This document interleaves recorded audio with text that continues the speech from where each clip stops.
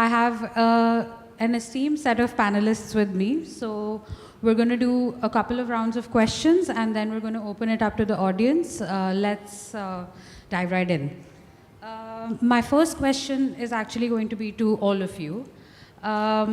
Given that Africa has the youngest population in terms of youth, and almost half of South Asia's population is also under the age of 24, what do all of you think are some of the key challenges that the youth faces today in harnessing and realizing their true potential?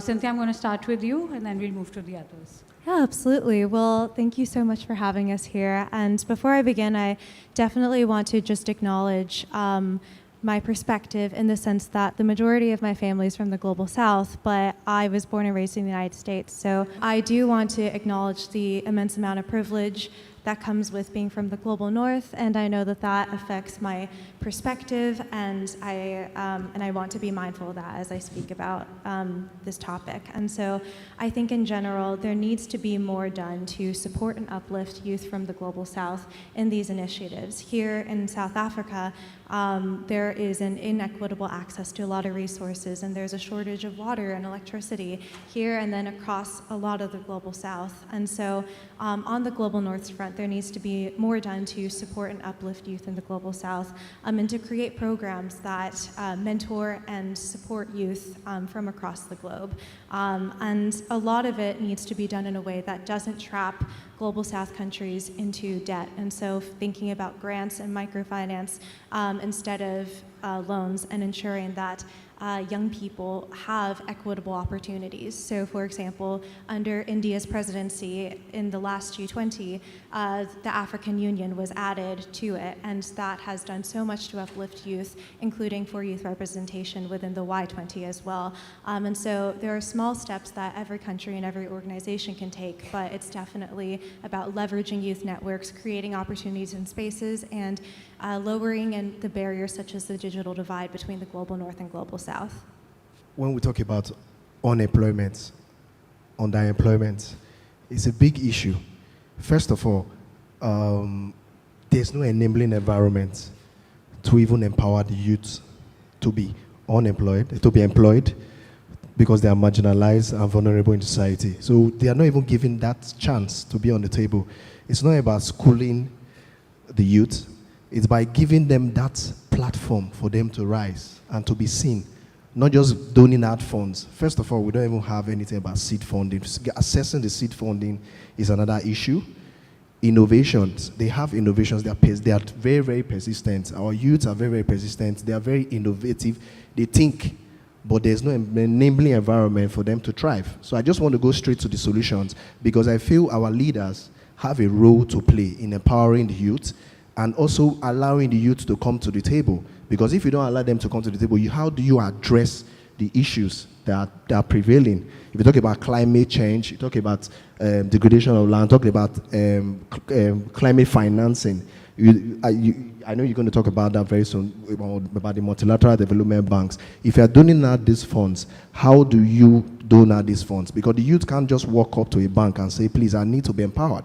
There must be a platform for them to be empowered. Either they come by clusters, or they come by way of in a group for them to be empowered, because they don't have access to that finance, because they are just an individual. And even if they register a company and they go with being registered, you need precedents, you need history of their records to be empowered, because that will also create another lacuna. That will also create a setback to them, because they can't have access to that empowerment or the finance that they need to thrive. So our leaders need to do more by bringing them to the table, rather than just doing lip service and saying, we're coming up with this initiative, we're coming up with this plan. They need that empowerment, because the youth is the power. The youth are the ones that will change the narrative. And if the government fails to accept the youth and embrace this youth, we will still be having this problem. So I just want to leave that for my colleagues to add a little bit on that.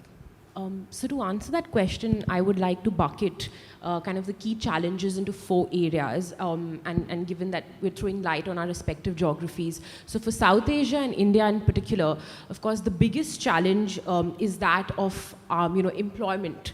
The average age is around 29 years, and while there's huge scope and therefore we are known to kind of have the potential for demographic dividend, that can also be a disaster, and that window is really shortening, right? So the coming decade is very critical.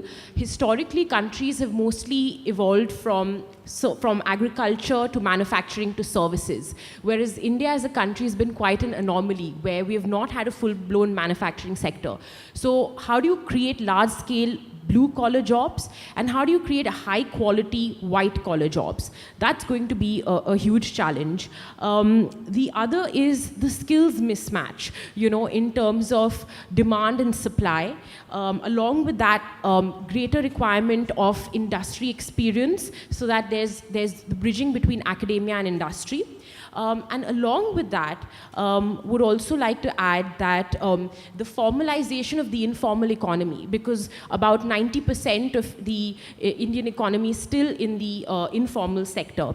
So these are some key points under this. The other is that, of course, if we look at the political landscape, 29 is the average age, but our age of the average MP in India is about 56 years, which is double that. So how do we have more people, young people, in public life? I think that's highly critical. The second that I'd like to bring in, I kind of actually link to the first point, is also the aspect of the longevity economy. So as we have a young population, we also have a huge set of people who will be living much longer. So how are we going to create services and tap their kind of the fact that we're going to have a much higher average life expectancy, and what that means? The second area is, of course, gender. And in India, the women's labor force participation rate is still very low, around 27%. So how can that be increased? Challenges of safety, security, unequal pay, and of course, gender discrimination, as we know. Along with that, making sure that we have greater access to finance and credit for women. India's startup economy and that ecosystem has taken off immensely in the past decade, but only about 2% of women in India have access to, or rather I think that's a global statistic, but that gets reflected in India as well, have access to venture capital, So again, this is a huge area. A third area that I want to highlight is the urban landscape. As we see, that's a global trend, and also in India, increasingly more people are living in urban spaces rather than rural. How are we making sure that urbanization happens in an inclusive, equitable, and sustainable manner? In India, for instance, urban local bodies themselves are relatively young, and in terms of legislation, a lot of the provisions came up only in the 1990s. So how do we make sure that we have greater finance, we have greater lines of accountability, and greater political will to create urban spaces where most of the jobs are going to be, and most of our growth engines are going to be urban or urban spaces. And the fourth area that I'd like to cover is climate. India as a country has a very long coastline. It ranks 7 in the world in terms of its vulnerability. And again, the very vast kind of geography means we have a whole range of extreme weather events, from droughts to floods to cyclones, across the spectrum. So therefore, even a lot of development work that happens, one major catastrophe takes us back many years. Therefore, focusing on resilience and the role of young people, not only as responding to a crisis, but also being solution providers to the crisis is key. And linked to that, what that means in terms of green talent and green skills, and where young people can come in there, which I'll be happy to delve into later. I come from Southeast Asia, so there's a lot of challenges that the youth are facing in my part of the country. But I'd like to zero in on 3 critical issues. The first one is lack of jobs. I think most of my co-panelists here also mentioned job mismatch. And in my particular region, the concern is lack of jobs, even with professional experience. Even if you have professional experience, it's still very hard for the youth to get some jobs in my part of the country.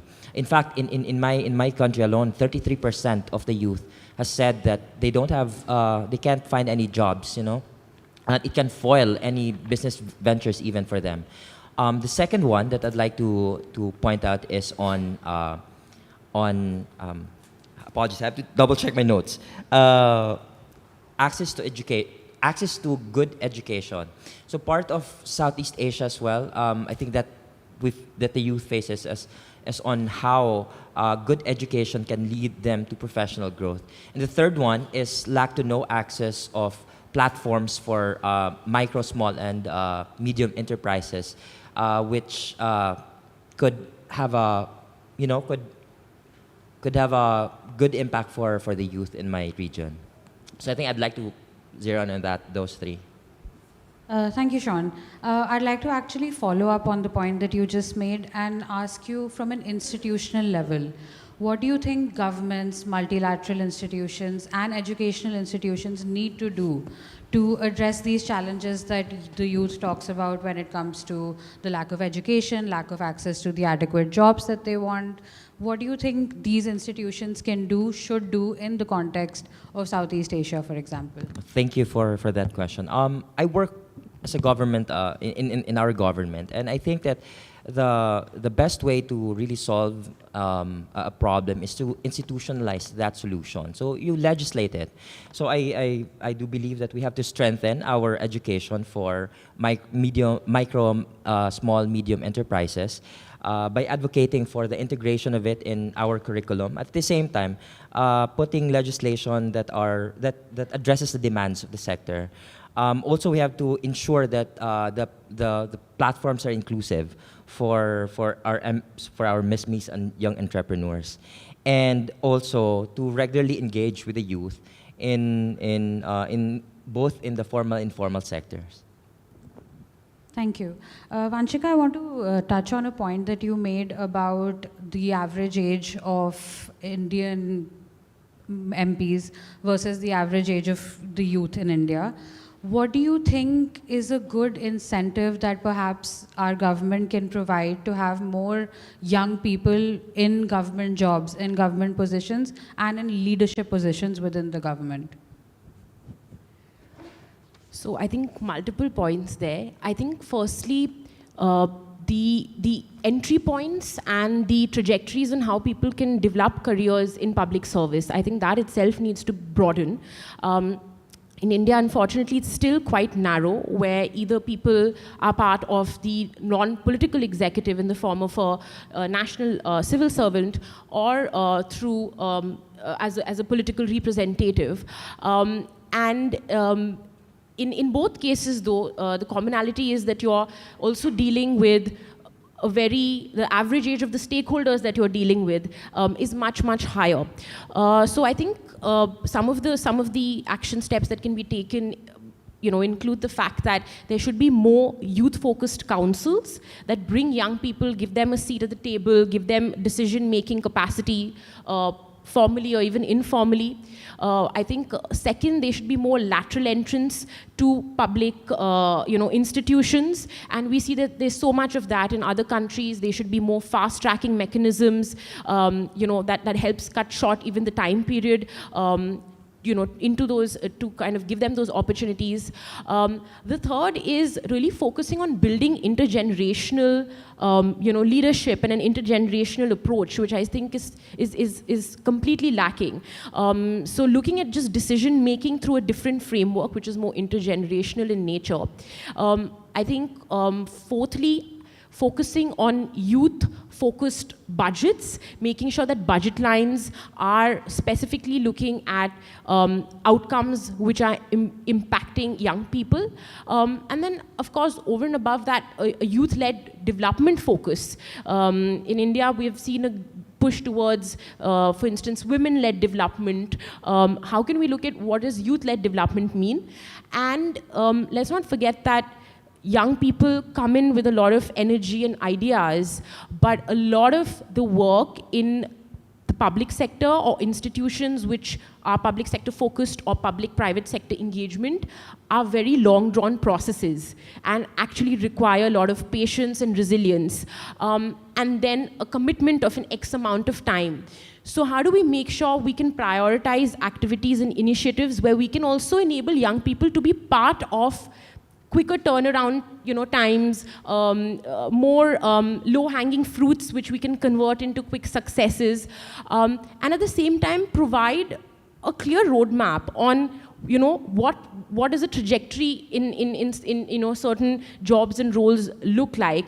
I think which is why you see that there's a lot of youth representation in a lot of youth communities, in some political spaces, but that starts tapering as people go into their 30s, because formal spaces for young people starts shrinking and becomes narrower and narrower, and a lot of these formal jobs are also very competitive. So that means that there are very few seats. So how do we broaden that? I think that is critical. But there should also be an open-mindedness, I believe, as a last point, towards greater innovation and entrepreneurship. And I think with a booming startup ecosystem, entrepreneurship externally and starting things is important, but also intrapreneurship. How can we tap the energies of young people in established institutions? So I think these are some ways in which that can be approached. Thank you. Actually, taking on from what Vanshika just said, I suppose in the context of the African continent, what do you think are some of the ways that we can inspire young people to have an interest in entrepreneurial capabilities within the startup ecosystem? For example, I know you've already spoken about platforms and leadership, but from the perspective of the youth, how do we get them more engaged in that sort of ecosystem? It's simple. First of all, youth need mentorship. We lack mentorship in Africa. I'm very serious about it. We lack mentorship because, in the sense that when you start up a business, they just leave you to go without creating a skill set, giving you need that skill set to make your business grow. They might give you millions, they can give you funding, but if you don't have the right mentor that will take you through that, because it's an existential angst for you, first of all, to survive in this kind of environment, because you have competitors, you have other countries that you're emulating, and which has gone far in terms of digital. Let me come down to Nigeria now. There's a digital divide. About 50% of Nigerians don't have access to internet. And take, for instance, you are talking about mobile banking. How can you expect somebody in the suburb or rural area to access internet? Sometimes they don't have a microfinance bank. They have to travel a long distance, whereby they still have cash. These are the people the MSMEs who contribute to their farmers. They contribute to the food security in the country, and you expect them to go that far to deposit funds. So what I'm saying is, for you to have a socio-economical impact, you need to empower the youth. You need to give them a platform for them to ride. You need to create symposiums, meetings, whereby you call them, you empower them in the sense that not just giving them that funding, let them know what their problem is. Sometimes we don't listen as leaders. We just impose these problems on, impose solutions, set solutions on them without listening to what they have. Because if you listen to this youth, if you listen to the youth, it will be easy for you to address those issues. It's not by train those funds, because they are the ones that are being affected. It's not just you coming up with a policy that are not responsive and impactful. If you come up with policies that we strive them, even if they come up with a business, they will fold up in the next few months, because there's no enabling environment for them to thrive. So in terms of mentorship, in terms of trainings, in terms of you see, they organize seminars with a lot of money, but I expect that those monies that you use in organizing that seminar, part of it should go into entrepreneurship, go into skill building, go into empowerment as well. So I feel if this is being addressed, it will curb that issue, it will curb that lacuna that a lot of these youth cannot have access to funding. So that takes me back to what I listed before. So I have something that so you need to address that inequality, because there's an inequality, but you look at they talk about gender parity.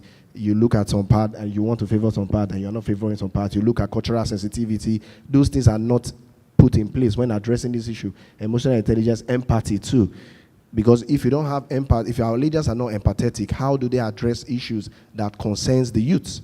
And I tend to go emotional in this aspect because I feel because if you don't address this issue, it's going to cause a menace to the society. It's not by just creating up fantastic plans without implementing those plans, because the youth needs to benefit, the youth needs to be empowered. We are the ones who make the bulk of the crowd, so we need to be heard and we need to be listened to as well. Thank you. Thank you. Cynthia, I'd like to ask you about some of your experiences. I know that you've led a lot of global initiatives with a key focus on youth, and I wanted to understand from you what you think have been some success stories of sorts in terms of building the right ecosystems for youth to have their opportunities across different jobs and opportunities.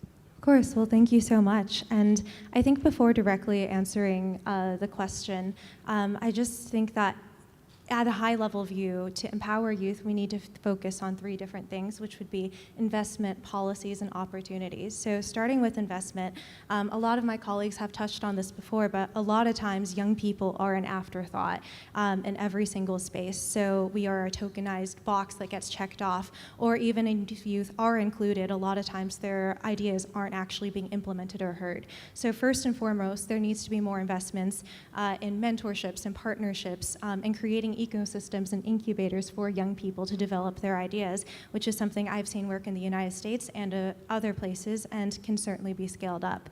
And in terms of policies, we need youth included at every single step of the policy-making process. So a lot of, in the status quo, when we include youth, a lot of times policies are made first and then youth are asked about it afterwards. But the reality is that to have an inclusive and diverse policy-centered approach, youth need to be consulted during the policy process. Youth need to be at the negotiating table, and youth need to be there during the implementation of policies in order for them to have this equity-focused approach. And then finally, the opportunities, which my colleagues have touched on as well, but a lot of opportunities are not distributed equitably, whether it's between the global north and global south, or even within countries, oftentimes because young people aren't compensated fairly, or because a lot of opportunities exist only in urban areas.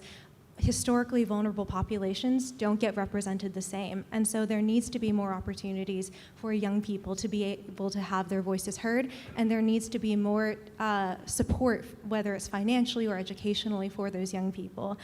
Which leads me to directly answering the question, which is just different ways that we've been able to try to integrate youth at all stages of the policy-making process through these initiatives. I previously taught leadership, negotiations, and economics at Harvard University.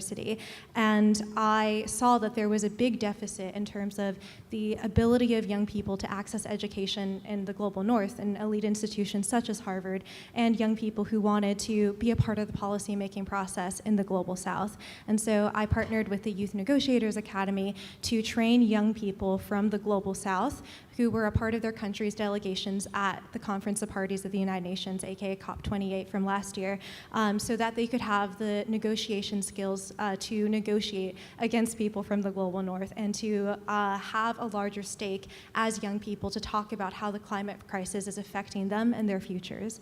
Another thing I did as the United States' youth delegate at the United Nations is I wanted to ensure that we are taking an equity-centered approach at the UN and beyond. And I worked with many other country delegations to encourage global north states to help fund youth delegates from the global south to come to the United Nations. I also talked with and worked with the African Union on talks to create African youth delegates so that young people from Africa can speak about the continent and how, and as we noted before, Africa has the largest percentage of young people in the world, and so it is crucial for them to be able to speak about their experiences at the United Nations. And finally, I started a diversity block at the United Nations so that young people from historically vulnerable communities and from the Global South who historically haven't had the same negotiating power as the Global North have a way to build coalitions and work as a larger negotiating bloc so that they can have more representation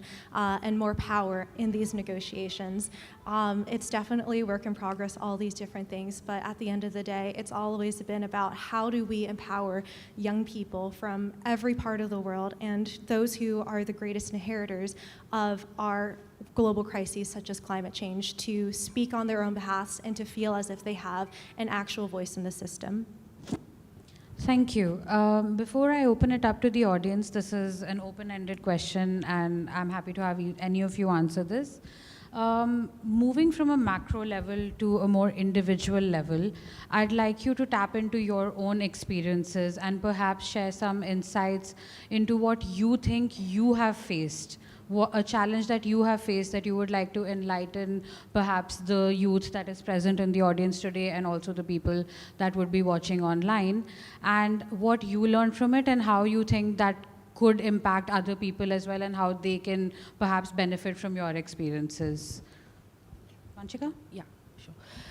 So I will, through few examples and anecdotes, answer this question. I've had the opportunity to serve in different capacities with different youth-focused communities and institutions, and in the arena of international development. So I've currently am with the Asian Development Bank with a focus on climate, human and social development. And previously, I was with the United Nations. But if you ask any young person about their journey when they start off and as they build a trajectory with any international organization, the first few things you will hear is that as a young person in your 20s, the average age of people is that of those in their 40s. Secondly, a lot of the systems and processes are already very mature and established. And third, most of these processes are very stakeholder driven and have long timelines and have their own course, take their own course and time. But the way I approached it was that, what I can do is see these as playgrounds where I can understand second and third generation processes. And what does that mean? That means that as a young person, how do I understand how established institutions work and how I can work in that framework and still try and drive change? Be it in the form of pushing the envelope in established initiatives or conventional initiatives, or be it in the form of being part of younger teams that are pushing newer emerging thematic areas and solutions.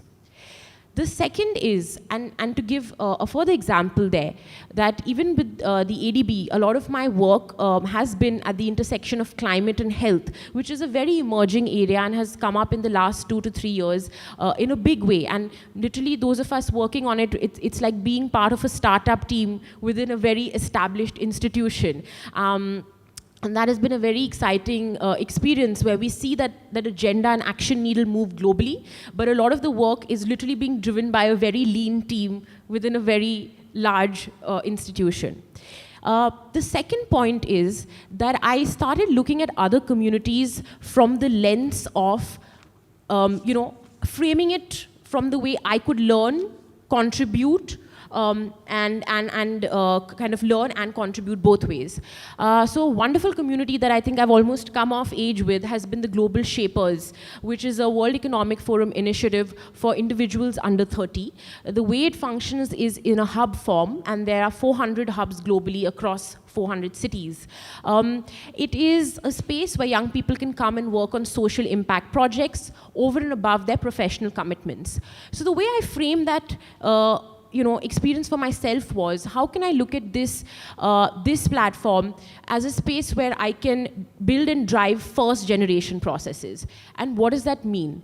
It was a space where when I joined and when I stood for my hub curatorship, the hub was relatively weak. They were barely any structure, and that was also the model that the headquarters gave. It was very kind of local in nature, but that also meant that the team and the leadership locally had to be very robust and dynamic.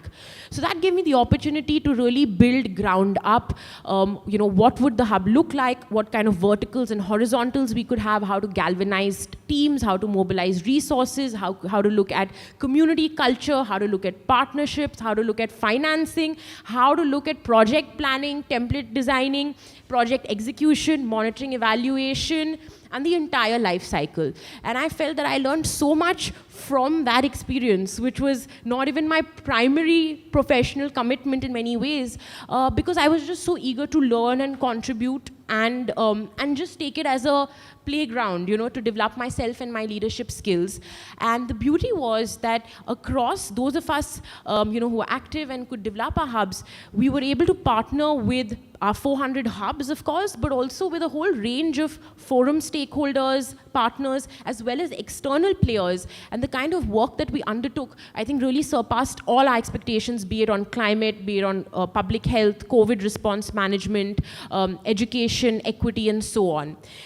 That meant that my journey also evolved from being more in an executionary capacity to then in an advisory role, where I've served on the forum councils on COVID response as well as on nature and climate. And really has given me a seat at the table where I've literally, I'm part of councils where I'm with C-suite leaders, where I'm with, ministers, and so on. And that's what I've really learned and taken as a DNA from that space, is that, as was said by my fellow panelists, that when you create spaces, it can't be retrospective, that the youth is brought in retrospectively. They must be there from the start. And that at every stage of design and delivery, you are engaging with them and co-creating. Additionally, I think a lot of other experiences where I've learned from have been a lot of my alumni spaces. As a graduate of the University of Oxford, I also noticed that a lot of our alumni programming was, again, the usual suspects being of very senior people, mostly middle-aged men. I have nothing against those here in this room, but I realized, where are young people, where are the females? And I took that upon me and some of my friends. We said, let's try and activate things. And I've served a good number of years on not only the India committee, but also the Oxford Global Alumni Board, where my focus has been how do we bring in more focus on youth, on South Asia, on diversity, equity, on first generation leadership and education. We've created and supported a new scholarship that we have rolled out and done a lot of unique initiatives. And I've realized that there is appetite. So if the space is a welcoming and healthy space, and you kind of give it that shot and you're part of it, people are also receptive. So take that first step, take those first steps, and you will see opportunities unlock. Along with that, I would highly recommend the young people in this room to explore programs, fellowships which enable bilateral engagement, country-to-country engagement. We're living in a world where cultural quotient is now as much, if not more important than IQ and EQ. And having that exposure young really makes your way of living, being, and functioning, kind of embeds it within that. I've had the opportunity to be part of programs such as the France-India Young Leaders Program, ORF's Emerging Climate Leaders Program, which is a US-India focus. So I think these have given me all these additional spaces for people-to-people, country-to-country engagement with the youth focus as well. Thank you. Thanks for sharing your experience.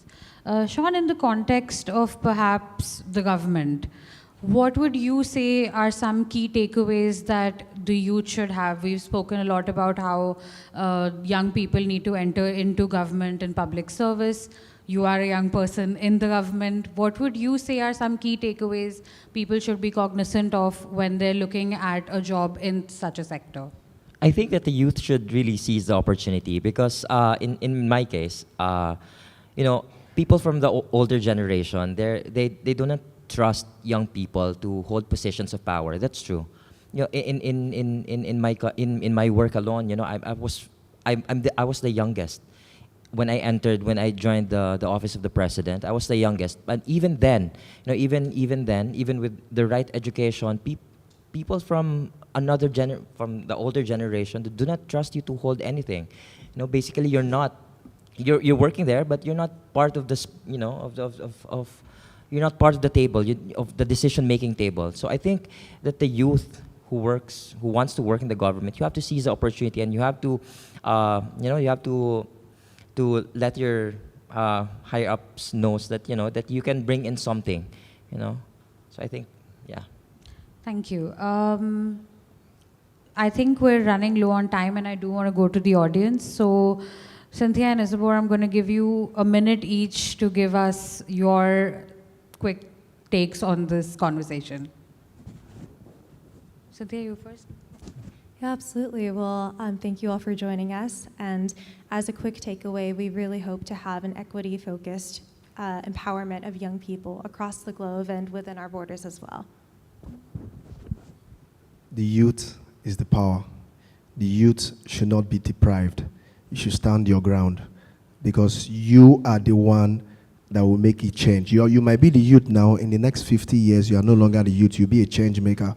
So when you empower yourself personally, self-development is very key. And if there's any opportunity, key into it. Don't be weak, be bold, and be courageous. And the sky will be your limit. Thank you. Thank you. I'm actually going to open it up to questions from the audience. We have mics on either side of the hall. Please do walk up onto either of those, and please introduce yourself and pose your question. Thank you very much. My name is Kifen Zamkari. I'm from the OR Tambo School of Leadership.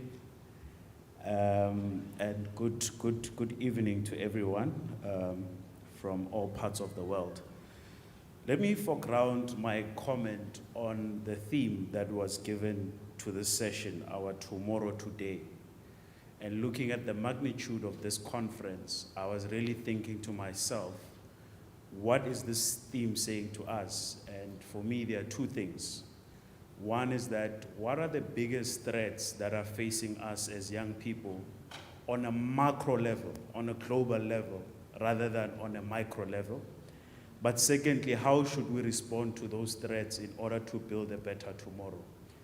And I have a couple of propositions, if you would bear with me, facilitator. One is that I think we are from a year where there has been a lot of political shifts in the global affairs and international relations. It was a year in which a lot of countries were going through national elections, which most of them produced unprecedented outcomes. And that's something that we ought to respond to in this conference. Whether you go to the US with the re-election of Trump, whether you come to South Africa, where we just had a very unprecedented outcome producing a government of national unity, go to Mozambique now where there's a turmoil. All these elections have produced certain outcomes. What is our perspective as young people on those particular outcomes and how they affect global affairs? Secondly, we are seeing great turmoil and conflict, which is becoming confrontational, right? International law is being thrown out of the window, and people are becoming more confrontational, and young people are at the receiving end of that, and we cannot leave this conference without addressing that question. When you look, for example, after South Africa took a very bold decision to take Israel to The Hague for a genocide, you started seeing young people starting to add their voices, even in countries where we know where these countries stand.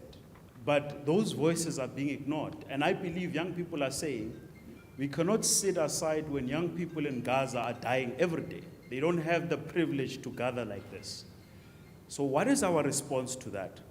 And finally is to say, I think the biggest threat that faces young people, of course, the economic scarcity and all of that, it's important.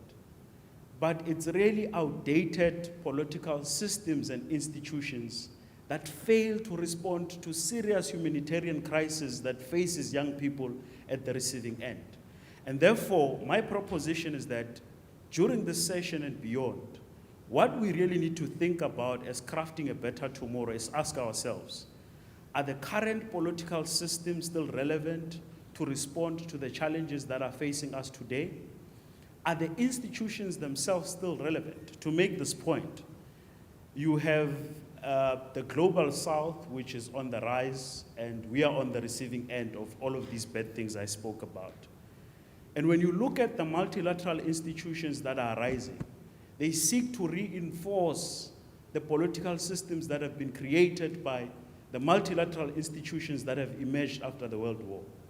And I find that quite problematic as young people, because if you look now, the Security Council can't take a decision on a ceasefire.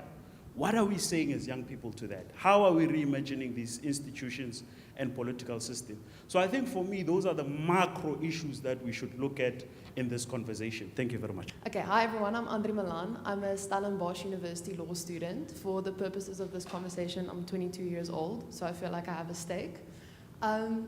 So I'm part of the Afrikaans culture in South Africa, and there's the tendency to believe that children should be seen and not heard, and that with age comes wisdom. And oftentimes that excludes the youth from very important conversations. I think in our country, considering our history, a lot of the private sector is still dominated by white people specifically. And so my question is, let's not look at the government, but at the private sector specifically. What do you think the impact of culture is in the conversation of integrating the youth at the table and like youth development as a whole? And then maybe a bit more of a personal question. If you had the opportunity to speak to someone that still has an archaic mindset about incorporating the youth, what would you tell them? Thank you very much.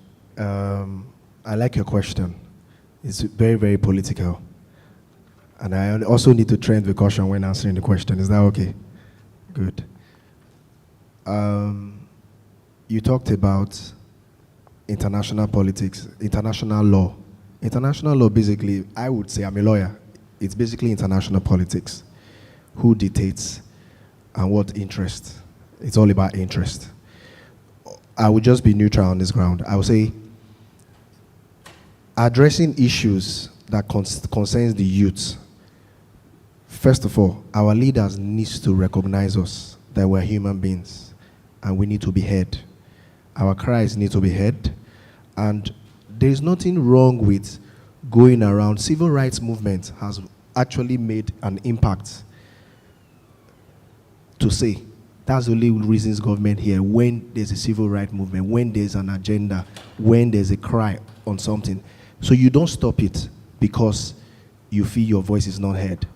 I advise that you keep saying it. You need that coalition. You need to speak to the right people, and you need to write your petitions, and you need to keep speaking, because it's definitely going to hear. You can't take your guns and go on the streets. You can't cause chaos. All you need to do is agitate on the particular law that you don't like, say what you want to say about it, go in a civil manner, and if there is a fundamental breach on your right, there are ways to address that, rather than going into this, because all they want is aggravation. All they want is your anger. And if you can control your emotions, I know it's not easy, but your voice will be heard. That's what I feel about that whole issue, first of all. Because there's some instance whereby you say, who calls the shots? Who says you are wrong and who says you are right? So who questioned the questions? So you understand? So it's an existential threat to the youth itself. Because people are dying, then after some time, people sit on the table and they have meetings and they say, it's over, let's go. There need to be restitutions, there need to be retributions, there need to be compensation for that injustice if found guilty. Thank you. Thank you, Zabor. Cynthia, perhaps you want to take on the question on the private sector and the role of culture? Absolutely. Well, thank you so much for your question and for being here at this panel. I think at a high level, we need, and building off of what my colleagues have said, we need to be able to dissent respectfully, and on vice versa, that needs to be taken with respect as well. And so there has never in the past 500 years been a single movement that has not leveraged the power of young people to make a change on the planet or within borders. And so in recent years, there has been this backlash against activists, and even people in the media have been silenced, jailed, or even killed for having their opinions. And so there needs to be a cultural embracement and and to take young people and their ideas seriously. And in terms of, I love what you said about the concern about youth being inexperienced, because that is something that even within the United States, the average entry-level job requires at least 3 years of work experience, which is part of why the youth unemployment rate in the US and around the world is so drastic and so stark. And so our elders, elder generations, in my personal opinion, need to see young people not just as stakeholders, but rather as leaders, and not just leaders for tomorrow, but the leaders of today. The reality is we bring our own perspectives as technological natives. We bring our perspectives as the world's most diverse generation, and we bring our perspectives as people who have lived through multiple crises, whether it's the global financial crisis in 2009 or even the COVID-19 pandemic. We have innovative thoughts and solutions, and we need to be taken seriously, not just as tokens at a table, but rather as people who have voices that need to be respected and heard. Good evening. I'm Dikshu Kukreja. I'm an urban planner and Consul General of Albania to India. I think the 4 youth members here and the moderator, of course, very inspiring initiatives that you have spoken about, and it's definitely something which is a voice for change which is needed when we talk about youth empowerment. What I'd like to hear from you is that now, of late, what we are really concerned about, and you see that being discussed in many forums, is about global north and global south divide.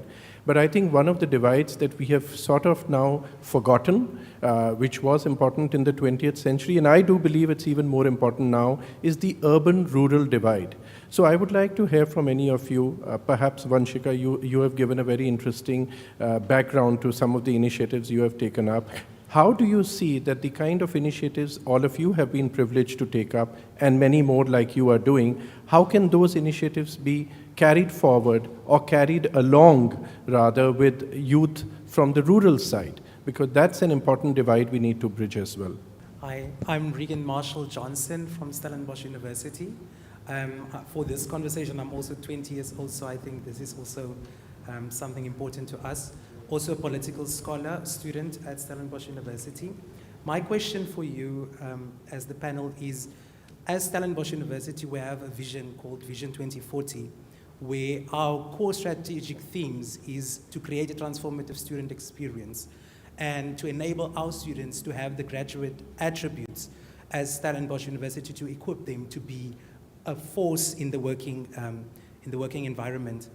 Now my question is, how can we as governments equip and engage or partner with universities to ensure that we have graduates that government can absorb and filter in the skills into government to have that experience and to build also the connections to be able to be successful? Firstly, thank you for that very interesting question and to kind of deep dive on what the urban-rural divide from the lens of the youth initiatives and opportunities and challenges there.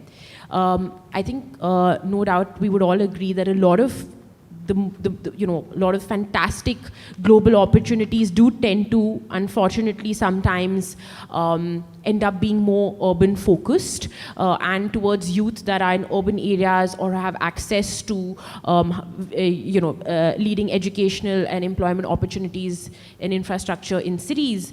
But ways in which we can change that, and also ways in which that dynamic also is not a binary, and that challenge could also be an opportunity.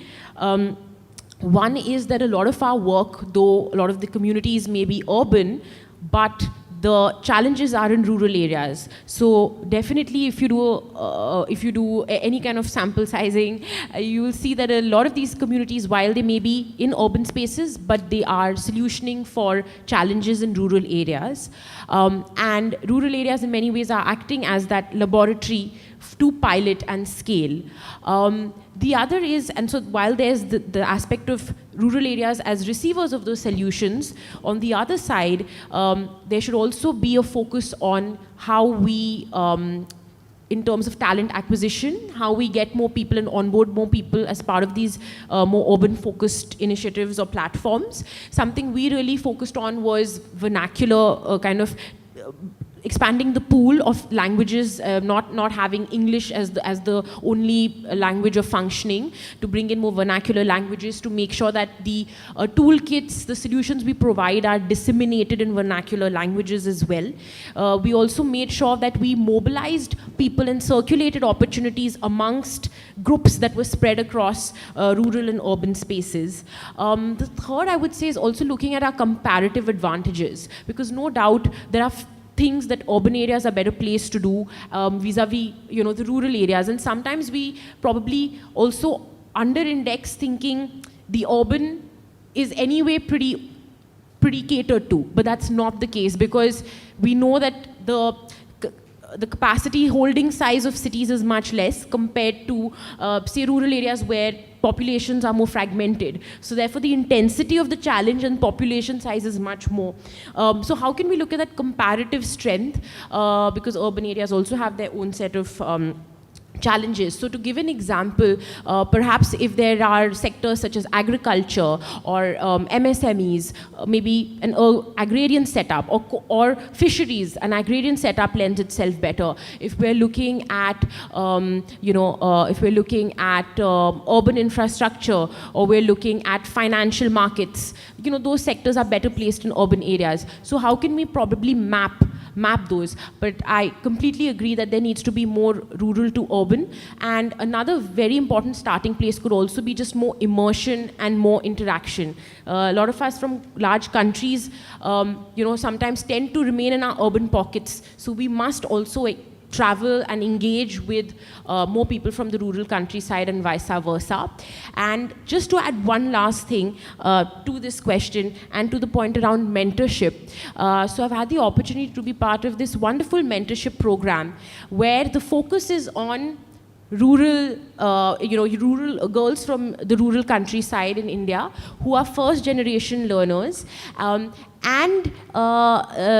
a very specific requirement. And while most of us who are mentors may be based in urban cities, but we're all mentoring first generation female learners from rural parts of the country. How can we develop more such programs? Thank you. I'm going to give the last word to Sean on government and university partnerships. Thank you. But before that, can I add a little answer to what the consul has asked? I think we have also to establish digital infrastructure to bridge gap between the rural and the urban. I think that's really a good option for governments to do. And moving on to the question of the gentleman about government. I think what we need to do as youth, we have to think global and act local, in the sense that we have to be aware of the issue, of the global issues, and also identify solutions at the local level and how we can contribute to solving those global issues. And with this, I think the governments could increase funding, for instance, on technical vocational upskilling or training, focus on youth.